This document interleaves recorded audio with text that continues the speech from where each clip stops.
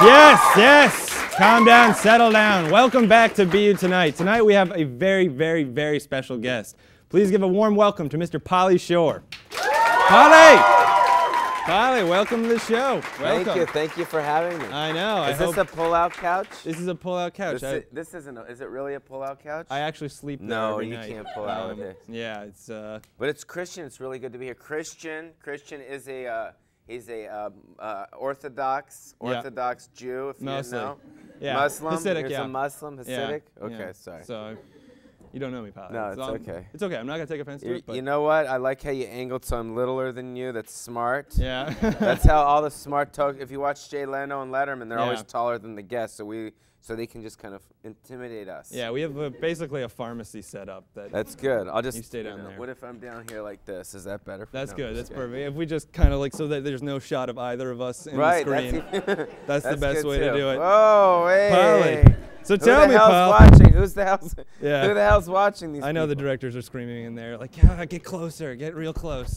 No, but no, it's an honor to be on your show. Seriously, when they told me I was doing a college show, they said that's a good thing because the kids are our future and stuff. And I used to be the future, and now I'm a little bit older. You know what I mean? Yeah, no, I a little more weathered. I have no future. Don't have a don't future? give you the wrong impression. Okay. But I know you're here in Boston to perform stand-up at the Comedy Connection. So Yes. My first question is, do you enjoy performing in Boston? I mean, You know what?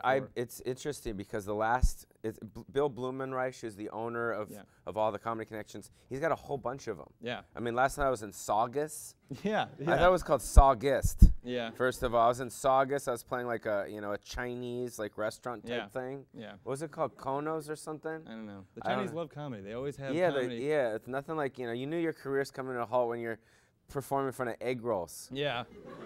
So Or you can just reach out and grab some crab rangoon.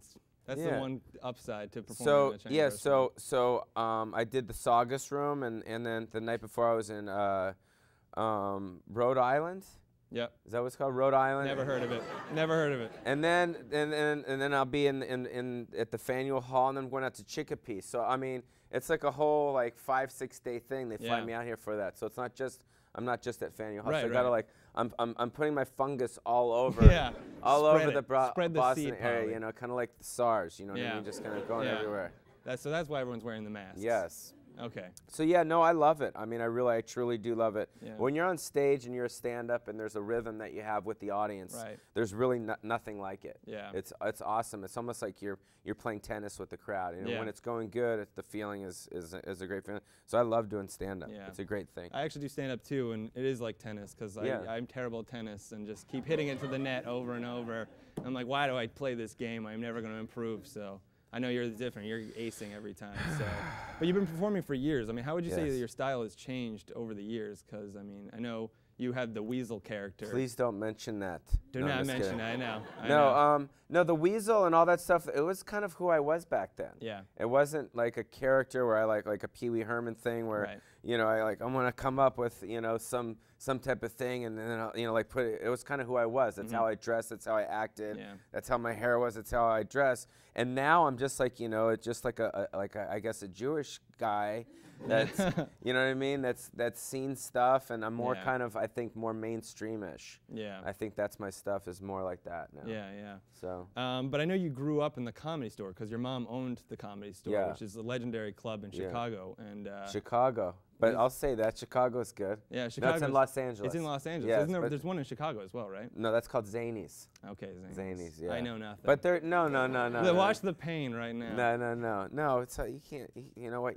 You can't have all the facts straight. I can't expect that from you. Yeah, I know. No. So I grew up around Richard Pryor and Sam Kinison and Robin Williams and all these different guys out there, and they were kind of like my teachers. Right. You know what I mean? It was pretty cool. So. Now I heard a story that I'm wondering if this is true, that Kinison babysat you one time. Is that true? Well, I wouldn't say he actually babysat me, because if he babysat me, I was 16 at the 17 at the time.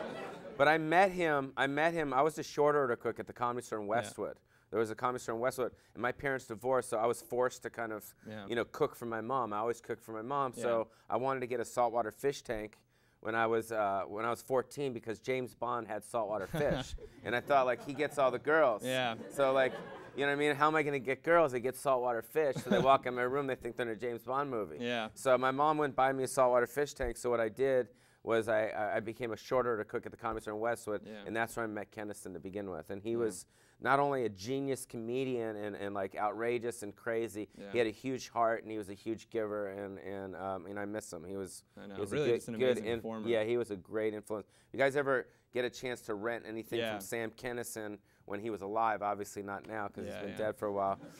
But there's lots of posthumous Tupac albums. I mean, there's probably lots of Kinison stuff still going to be coming out. So he was great. He really is just amazing, and you really should he was check in out his CDs. Back to School, that movie with Rodney Dangerfield where he played the teacher, and he's great. So. But I mean, I know that he really influenced you. Like he was kind of like an idol to you, and did he?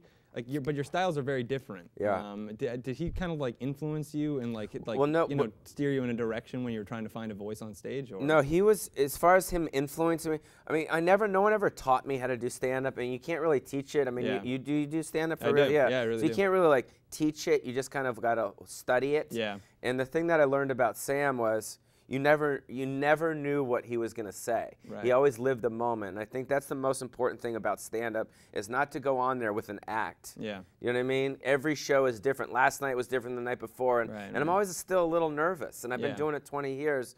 But you know, the main thing is just try and stay in the moment. Yeah. And that's what Richard Pryor did, and engage the audience. Yeah. You know, bring them into you, and don't separate them. Bring them into your thing.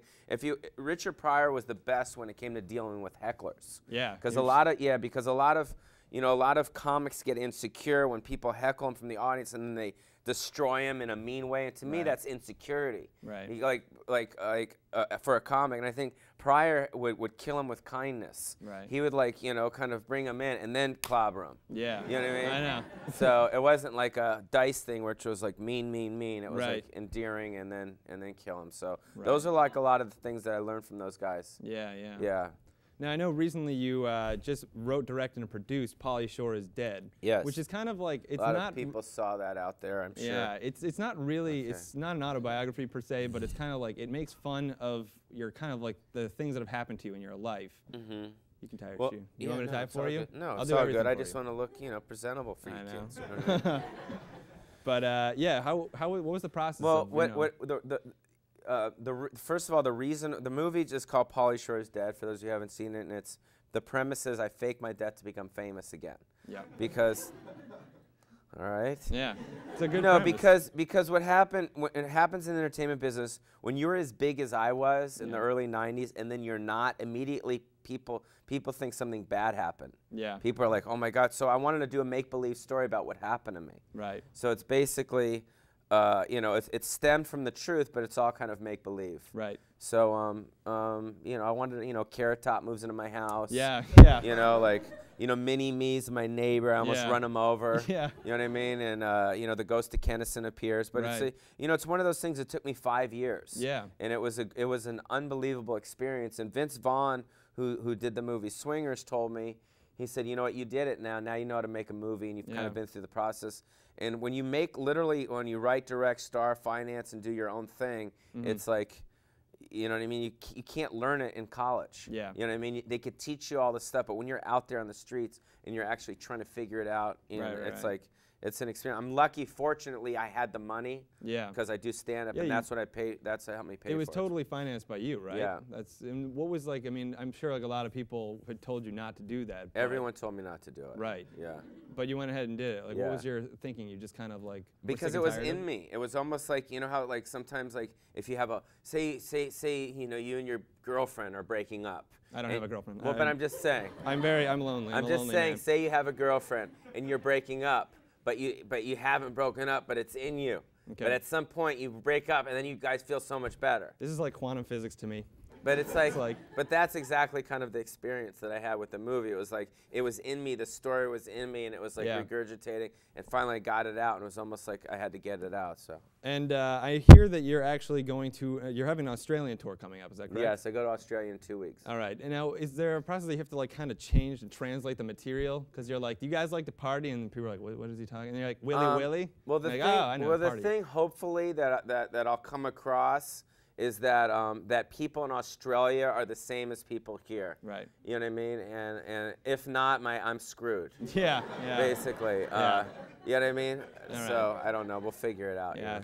Okay, so to all our Australian fans out there, you can check Pauly Shore out starting the 21st. He's also going to be performing tonight and Sunday at the Comedy Connection in Faneuil Hall. Make sure to check out his site, paulyshore.com, and to also check out his CD, Hollywood, We Have a Problem. So, Pauly, I just want to thank you for being on the show. Thanks a lot. And check out the Pauly Shore. documentary and the mockumentary Yeah. Pauly Shore Is Dead. So.